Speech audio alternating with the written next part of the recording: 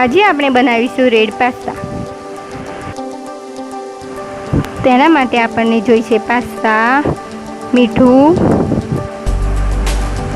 લસણ, ટામેટા સોસ, ધાણા જીરું, ડુંગળી, ટામેટા, તેલ, green chilli sauce, red chilli sauce, soya sauce.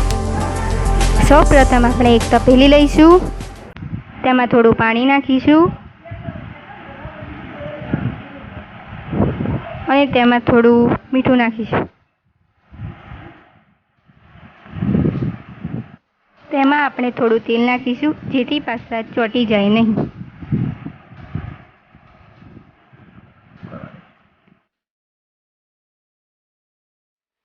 તેને આપણે થોડીવાર ઉકળવા દઈશું।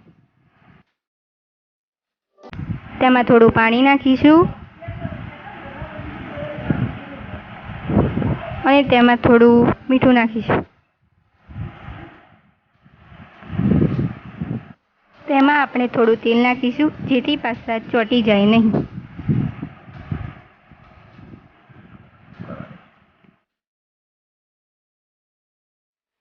તેને આપણે થોડીવાર ઉકળવા દઈશું।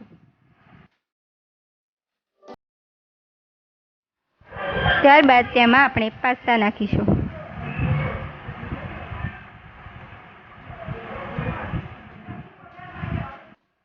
તેને આપણે 15 મિનિટ સુધી ગરમ થવા દઈશું। 15 મિનિટ પછી આપણે પાસ્તામાંથી આપણે ડુંગળી નાખીશું, તેને હલાવીશું।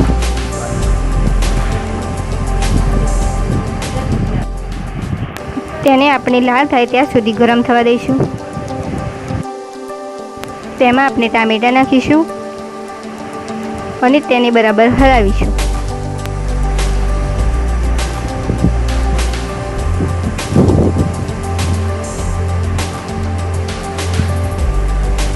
હવે આપણે ડુંગળી અને ટામેટા બરોબર શેકાઈ ગયા છે।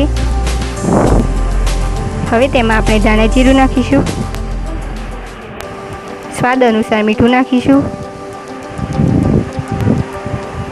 અને બરાબર હલાવીશું। તેમાં આપણે રેડ ચીલી સોસ નાખીશું,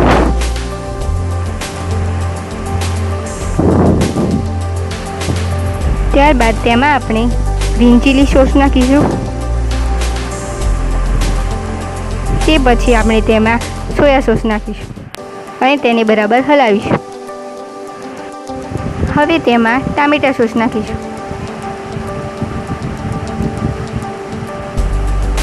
તેને બરાબર હલાવીશું। હવે તેમાં 1 કપ પાણી નાખીશું, તેને બરાબર હલાવીશું। હવે તેમાં આપણે પાણીમાં ઉકાળેલા પાસ્તા નાખીશું,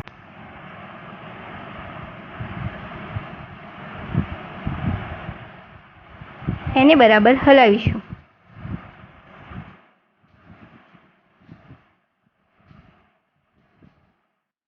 હવે તેને બરાબર હલાવો જેથી અંદરનો મસાલો બરાબર ફેલાઈ જાય।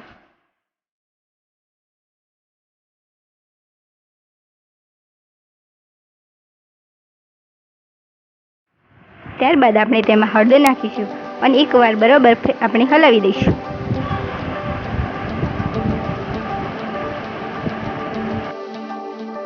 હવે આપણા સરસ મજાના પાસ્તા તૈયાર છે। આવી સરસ મજાની વાનગીઓ શીખવા અમારી ચેનલને સબસ્ક્રાઈબ કરો અને વિડીયો ગમ્યો હોય તો લાઈક આપો।